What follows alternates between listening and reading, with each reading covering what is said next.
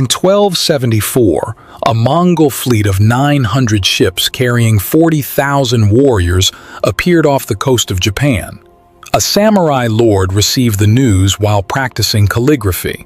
He did not stand. He did not gasp. He did not rush to the window. He finished his stroke, set down his brush, examined the ink as it dried. Then, and only then, he said, "Bring me my armor." His generals screamed. His advisors argued. The castle erupted in chaos. He walked through it all as if strolling through a garden. He did not survive the war, but his calm did, passed down through 1,000 years as the foundation of an entire warrior philosophy. The men who could not be moved changed history. The men who reacted to everything are forgotten. By the end of this video, you will understand why responding to nothing is not weakness. It is the most devastating form of power ever discovered. This is the ancient art of dangerous calm, and it has been deliberately hidden from you. Every single day, dozens of invisible hooks are cast in your direction. The passive-aggressive comment from a coworker, the disrespectful text from someone who thinks they can afford to be casual with you, the challenge to your authority, the test of your composure. And every time you react, every time you defend, explain, argue back, or let your face show the hit, you bite. The hook sinks in, and you get pulled exactly where they want you. The reactive man is the most controlled man alive. He thinks he is strong because he stands up for himself. He thinks he is authentic because he expresses every feeling, but he is a puppet, and everyone around him knows exactly which strings to pull. There is another way, an ancient way, a way that makes you untouchable, not because you hide, but because there is nothing to grab onto. The samurai knew it. The Stoics practiced it. The desert monks perfected it. Today, you reclaim it. Part 1. The Void Response. A Zen master was once insulted viciously by a traveling merchant in front of his students. The merchant hurled accusations, questioned his teaching, mocked his appearance, challenged his worth. The master stood in silence. When the merchant finished, out of breath, veins bulging, the master asked a single question. If someone offers you a gift and you do not accept it, to whom does the gift belong? The merchant stammered. To the one who offered it. The master nodded. I do not accept your anger. It remains yours. The merchant left in confusion. The students witnessed something most men never see. A man who made an attack disappear through pure non-reception. This is the void response. Most people receive provocations like a wall receives a ball. It bounces back. Energy returned. Conflict created. The void receives provocations like empty space. They pass through, finding nothing to hit, nothing to bounce off of, nothing to validate their existence. The attack requires your participation to exist. Without your reaction, it is just noise, vibrations in air, meaningless. Here is what they do not tell you. You are not obligated to receive what people send you. Their anger belongs to them. Their words belong to them. Their judgment of you belongs to them. You can let it all fall at their feet, unclaimed. The Void Protocol. 3 steps. Step 1. Mental reframe. The provocation is not an attack. It is information, data about their state, their insecurity, their need for control. When someone insults you, they are revealing a wound.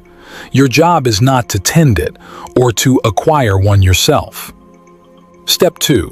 Ownership. Rejection. Silently say, I do not accept this. It remains yours. You are not ignoring it. You are consciously declining to take possession. The merchant offered the master a gift of anger. The master said, no. The anger had nowhere to go. Step 3. Identity separation. What they say about you is their perception, their movie, their narrative. Your actual identity does not change based on external commentary. If a stranger on the street calls you a giraffe, you do not suddenly grow a long neck.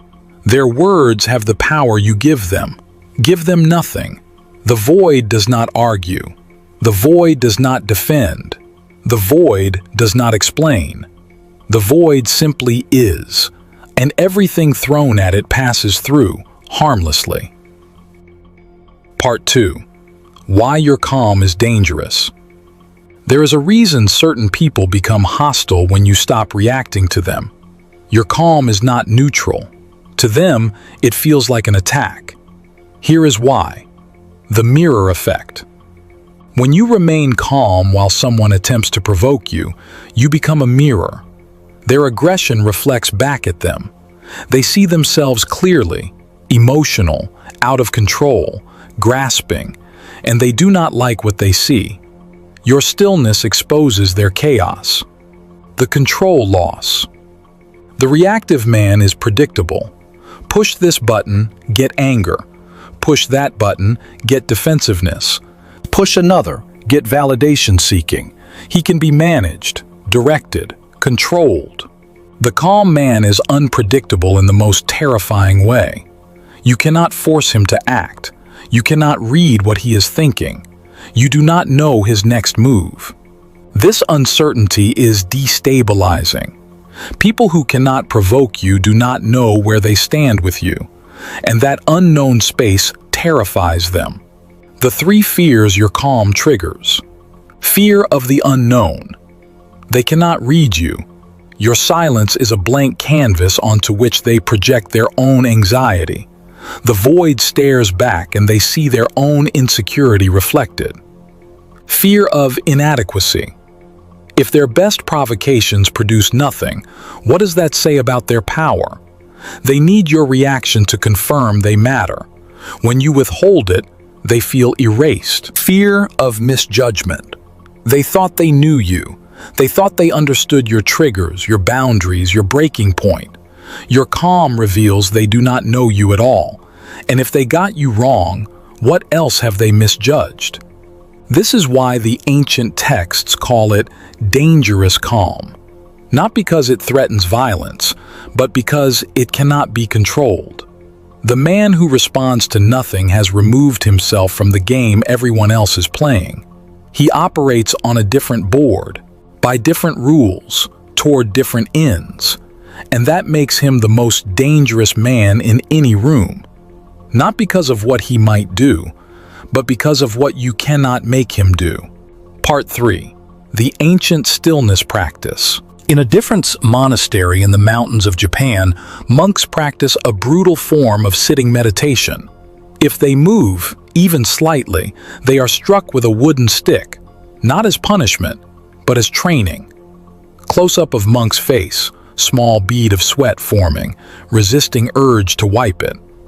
They are teaching the body to remain unmoved under discomfort, so the mind learns the same. For 1,000 years, this practice has produced men who could face death without flinching. The method is brutal. The results are undeniable. The ancients understood what neuroscience now confirms. Physical stillness creates mental stillness. When your body is reactive, fidgeting, tensing, shifting, your mind follows it into chaos. When your body is still, your mind has permission to settle. You are going to practice this, not in a monastery, in your life. The stone seat protocol. Tomorrow morning, before you touch your phone, sit in a chair for 10 minutes. Absolute stillness. No movement, no scratching, no adjusting. Your body will scream at you. An itch will form. Your back will ache. Your leg will want to shift. Do not move. Observe the urge. Watch it rise. Watch it peak. Watch it fade. This is the entire practice.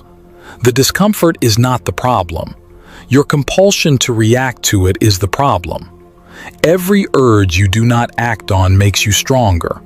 Every itch you do not scratch is a small victory over your own reactivity. 10 minutes of this daily will change you more than 10 hours of theory. The cold exposure protocol. Once per week, end your shower with 2 minutes of cold water. Cold triggers every survival instinct to react. Gasp, tense, escape. Remaining calm under cold trains your nervous system to dissociate discomfort from panic. Here is what you do.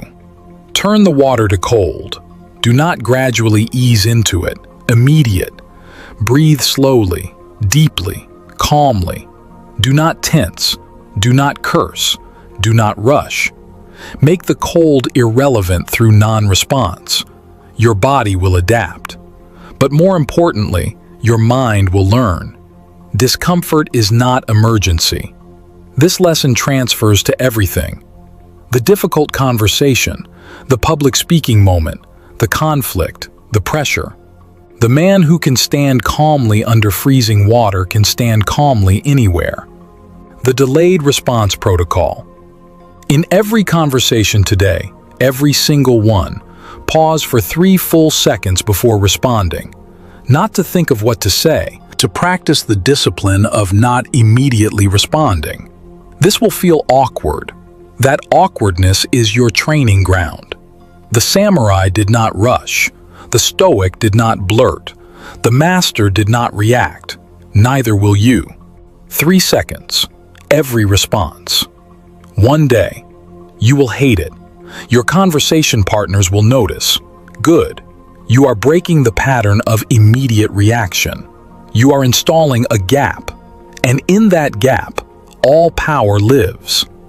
The Mongol fleet was destroyed by a typhoon, what the Japanese called kamikaze, the divine wind.